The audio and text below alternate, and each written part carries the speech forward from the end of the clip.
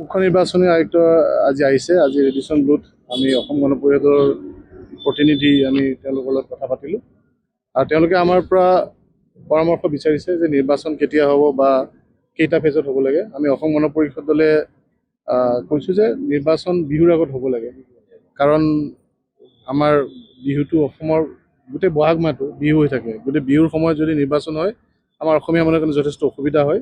সেইকাৰণে বহাগ বিহুৰ আগতে আমি এই নিৰ্বাচন অনুষ্ঠিত হ'বলৈ আমি আহ্বান জনাইছোঁ আৰু সুবিধা হোৱাকৈ যাতে এটা পৰ্যায়ত হ'লে বেছি সুবিধা হয়, যদি নহয় তেতিয়াহ'লে দুটা পৰ্যায়ত কৰোঁ, কিন্তু আমি বিচাৰিছোঁ যে এটা পৰ্যায়ত হ'লে বেছি সুবিধা হয় গোটেই নিৰ্বাচন।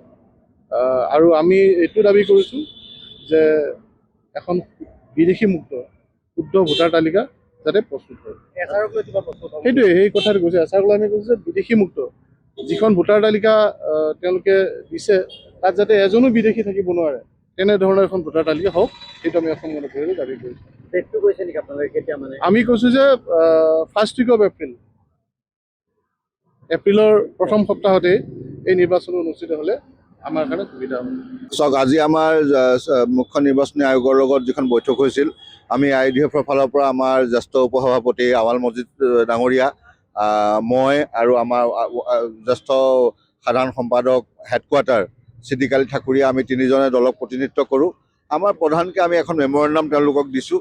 আমাৰ দুটা কথাই আমাৰ আছিলে। এটা হ'ল ভোটাৰ লিষ্টত যিখিনি লোকক উচ্ছেদেই হওক, গৰাখহনীয়াই হওক, যিখিনি লোকৰ নাম বাদ পৰিছে তেওঁলোকৰ আচল যি কাৰণ বাদ পৰাখিনি কাৰণটো দিব লাগে, আৰু কোনো এজন ইলিজিবল ভোটাৰ যাতে এই নিৰ্বাচনত ভোটাধিকাৰৰ পৰা বঞ্চিত নহয় সেইকাৰণে ব্যৱস্থা ল'ব লাগে। আমি তেনেকুৱা 6-7টা আমি তেওঁলোকক আমাৰ ফালৰ পৰা পইণ্ট দিছোঁ।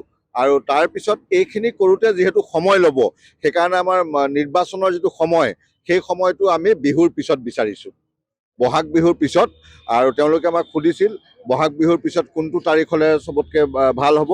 তেতিয়া আমি কৈছিলোঁ বহাগ বিহুৰ পিছত 17 বা 18-18ৰ পৰা আৰম্ভ কৰি পিছত এপ্ৰিলৰ বহাগ বিহুৰ পিছত 17-18ৰ পৰা আৰম্ভ কৰি first phase, second phase, third phase যেনেকৈ কৰে।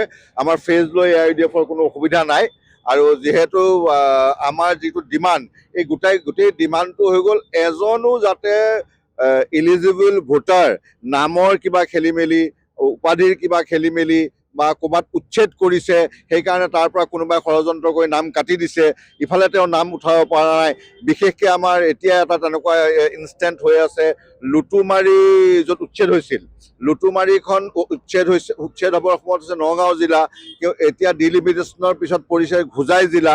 এতিয়া তেওঁলোকে এপ্লাই কৰিছে, কিন্তু হোজাই DC এতিয়াও ইয়েছ নো একো কোৱা নাই, তেওঁলোকৰ নাম এডিশ্যন হ'ব নে নহয়। সেইখিনি কথাও আমি আমাৰ চিফ ইলেকশ্যন কমিশ্যনক আমি জনাইছোঁ।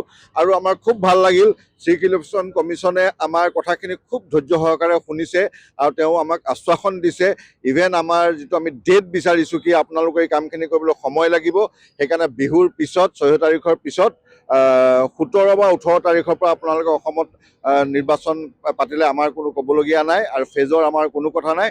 কাৰণ গণতন্ত্ৰত নিৰ্বাচনটো এটা উৎসৱ, আৰু আমাৰ বিহুটো যিহেতু জাতীয় উৎসৱ, আৰু বিহুৰ পিছত নিৰ্বাচন হ'লে আমাৰ ইলেকশ্যনতো প্ৰাৰ্থীবিলাকে ডাইৰেক্ট পিপল কণ্টেক্টত থাকিবলৈ সুবিধা পাব।